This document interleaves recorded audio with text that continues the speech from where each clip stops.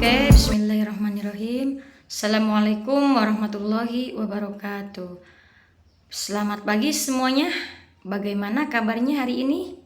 Semoga sehat selalu ya dan selalu dalam lindungan Allah Subhanahu wa taala. Dan jika ada yang sedang sakit, semoga lekas sembuhlah, lekas sehat kembali ya. Amin. Oke, pertemuan kali ini Ibu akan membahas soal yang ada pada modul ya. Kelas 8 mata pelajaran IPS ya. Silakan yang punya modul langsung saja dibuka halaman 48, dan yang belum punya boleh gabung dulu ya, atau cukup menyimak video ini tapi sambil dipahami benar-benar ya, karena ini untuk kisi-kisi lah ya, kisi-kisi PTS IPS ya. Jadi Ibu ngambil soalnya itu 70% dari video ini, 30% dari yang sudah dibahas di kelas. Oke, langsung buka halaman 8. Di sana ada soal PG ya, 1 sampai 30. Cuma Ibu akan membahas 1 sampai nomor 15 saja ya. Jadi yang 5 nomor laginya, karena kan totalnya 20 tuh. 5 nomor laginya di halaman 54 1 sampai 5 ya. Jadi silakan dibuka halaman 48 sambil dikoreksi ya, kalau salah diperbaiki. Oke. Nomor 1. Pengoptimalan keunggulan dan keterbatasan antar ruang yang menyebabkan adanya interaksi diakibatkan adanya yang mana? Yang pemenuhan kebutuhannya. Jadi untuk mengoptimalkannya itu dengan pemenuhan kebutuhan. Oke, next nomor 2. Strategi yang dilakukan melalui upaya pemulihan dan pelestarian lingkungan perairan dan pulau-pulau kecil serta mitigasi dan adaptasi terhadap perubahan iklim adalah yang mana? Ini strategi, itu cara ya. Mana yang paling tepat? Itu yang B ya, yang pro environment ya. Jadi pro itu yang mendukung strategi ini, yang environment itu. Ini sekilas Ibu jelasinnya ya. Jadi kalau merasa kurang puas, kurang jelas, nanti setelah IPS boleh langsung tanyakan, atau nanti di kolom komentar juga bisa. Oke, next nomor 3. Nomor 3, diketahui sebuah desa memiliki kelimpahan air sehingga dalam 1 tahun di desa tersebut dapat menghasilkan 4 kali panen ya. Jadi ini airnya itu sangat banyak ya, sangat melimpah. Pada umumnya itu panen itu 1 tahun 2 atau 3 kali, ini sampai 4 kali ya. Jadi saking apanya, saking punya keunggulannya ya. Berarti mana ilustrasi tersebut menunjukkan adanya ya keunggulannya. Kalau keterbatasan, kekurangan itu kan udah jelas-jelas salah. Oke, nomor 4. Kebijakan moneter adalah kebijakan ekonomi yang dijalankan pemerintah dalam mana yang paling tepat? Itu yang D, keuangan dan pengkreditan. Oke, next nomor 5. Perhatikan pernyataan berikut. 1. Makin banyak jasa dan barang alternatif. 2. Biaya produksi turun dan peningkatan hasil produksi. 3. Distribusi menjadi lebih cepat. 4. Pendapatan masyarakat meningkat. Pertanyaannya, pernyataan di atas yang merupakan peran kemajuan teknologi terhadap permintaan adalah mana yang paling tepat? 2 dan 3 ya, berarti yang mana? Yang B ya, 2 dan 3. Oke, next nomor 6. Koperasi yang anggotanya adalah pengusaha tahu tempe termasuk mana? Yang produksi ya, karena kan membuat, menghasilkan. Jadi memproduksi atau produksi. Oke, nomor 7.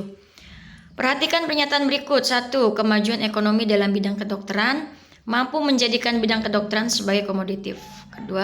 Kecanggihan teknologi informasi dan komunikasi menyebabkan banyaknya terjadi kasus penipuan dalam perdagangan online. Yang 3. Bagi orang awam yang belum pernah bertransaksi secara online akan merasa janggal ketika harus bertransaksi, ketika bertatap muka atau melihat penjualnya. Belum lagi ketakutan bila pembayaran tidak terkirim atau tidak terima. Ya, jangankan yang orang awam ya, kita saja zaman sekarang itu takut penipuan, takut ini, takut itu ya. Oke, nomor 4. Fasilitas pemasangan iklan di internet pada situs-situs tertentu akan mempermudah kegiatan promosi dan pemasaran suatu produk. Pertanyaannya, pernyataan di atas yang merupakan dampak positif teknologi, informasi, dan komunikasi di bidang ekonomi adalah yang mana? Nomor 7. Itu yang 1 dan 4 ya. Berarti yang mana? Yang D ya, sama aja ya, 4 atau 4 dan 1 atau 1 dan 4. Oke, nomor 8. Pusat pengolahan tembaga terdapat di, ini mudah ya. Nama tembaganya tercantum, Tembagapura yang D. 9. Perhatikan pernyataan berikut. Ada potensi, regenerasi, permintaan, penawaran, interaksi diplomatik. Berdasarkan pernyataan tersebut yang termasuk hubungan yang terjadi interaksi antar ruang dalam perekonomian ditujukan pada nomor yang mana? Nomor 9 jawabannya yang 1, 3, 4. Berarti yang C. Oke, 10. Kegiatan memakai barang atau jasa disebut kegiatan mana? Ini bukan A ya, yang Ibu kasih checklist bukan berarti jawabannya A. Berarti yang D, konsumsi ya, karena kan memakai, menggunakan itu masuknya ke konsumsi. Kalau produksi itu lebih ke menghasilkan, membuat ya. Oke, nomor 11. Perhatikan gambar berikut. Nah, ini Ibu lupa ya, tidak dicantumkan gambarnya. Jadi kalian yang punya modul dilihat saja ya gambarnya. Itu ada sebuah gambar meskipun hitam putih tapi cukup jelas ya. Berdasarkan gambar tersebut menunjukkan keunggulan dari provinsi daerah Kalimantan Barat. Itu mana? Yang bauksit ya, C. Oke, 12. Pelaku ekonomi yang berfungsi sebagai konsumen sekaligus penyedia faktor-faktor produksi seperti tanah, tenaga kerja, dan modal adalah apa? Rumah tangga ya. Yang 12 itu yang A. 13. Perhatikan pernyataan berikut. 1. Pertumbuhan masyarakat. 2. Sumber daya manusia. 3. Letak. 4. Intelijensi. 5. Kondisi geografis. Pertanyaannya, berdasarkan pernyataan tersebut yang termasuk unsur dari keunggulan antar ruang berupa lokasi dipengaruhi oleh nomor berupa lokasi ya. Yang mana berupa lokasi? Jelas-jelas letak dan kondisi geografis. Berarti jawabannya 3 dan 5 yang mana? Yang D ya. Oke, 14. Rumah tangga ekonomi yang melakukan kegiatan produksi barang dan jasa, dalam hal ini perusahaan sebagai produsen tersebut disebut rumah tangga. Rumah tangga apa? Rumah tangga perusahaan. Oke, next. 15. Sumber daya alam yang berasal dari Provinsi Sumatera Barat, di mana sebuah batuan beku yang sebagian besar terdiri dari kuarsa ya, feldspar, mikas, amfibol, serta campuran mineral tambahan adalah yang mana? Yang granit ya. Oke, next. Nah, ini yang nomor 16. Kalian buka ya yang punya modul halaman 54. Jadi yang di sini nomor 16 itu Ibu ngambilnya dari nomor 1 halaman 54. Oke. Kemampuan menguasai teknologi, ini teknologi ya Ibu Tipo nih. Menandakan bahwa suatu bangsa memiliki yang D ya, tingkat pendidikan tinggi. Karena kalau pendapatan tinggi saja tidak sekolah tinggi, tidak berpendidikan tinggi, sedikit gitu yang pendidikannya tingginya itu kurang afdol ya. Oh, kurang berpengaruh. Oke, jadi yang nomor 16 yang D. Oke, 17. Di bawah ini contoh peran rumah tangga produsen adalah yang mana? Yang 17 yang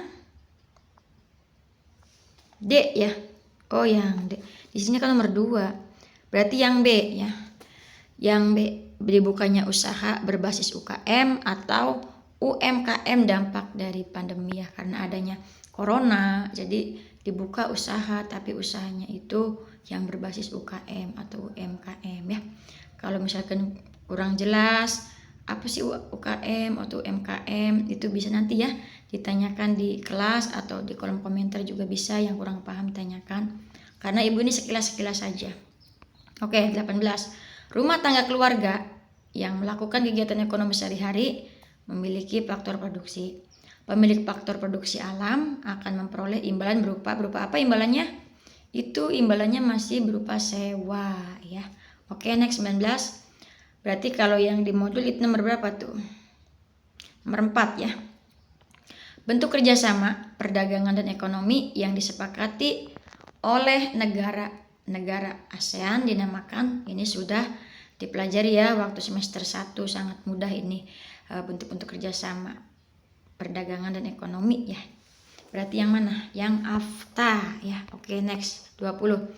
Supaya dapat memperoleh hasil yang memuaskan, petani biasanya melakukan seleksi pada bibit tanamannya. Jadi cari yang baik, yang bagus bibitnya ya. Tetapi kadang-kadang hasil yang didapat sangat berbeda dengan induknya. Ya, ini segini tuh melakukan seleksi. Apalagi kalau tidak melakukan seleksi, itu mungkin lebih banyak yang hasil yang berbeda ya, atau yang kurang diharapkan. Pertanyaannya, adapun untuk mencegah terjadinya hal tersebut, bibit yang dipakai merupakan hasil dari yang mana? Untuk mencegah ya, galur murni ya, karena kalau mutasi, modifikasi dan hibridasi itu kurang murni, itu pasti nanti akan menghasilkan lebih banyak yang tidak bagus ya hasilnya itu ya. Oke, mungkin cukup sekian pembahasannya, sangat singkat, sangat ringkas. Yang penting kalian mau berusaha lah ya, berusaha, jangan sayang kuota atau sayang waktu, karena emang harus berjuang ya. Oke, terima kasih, tetap semangat, jaga kesehatan. Ibu harapkan nanti mengerjakannya jangan asal ya, PTS-nya itu harus sungguh-sungguh agar nilainya bagus ya, minimal cukup lah. Oke, terima kasih, see you next time. Wassalamualaikum warahmatullahi wabarakatuh.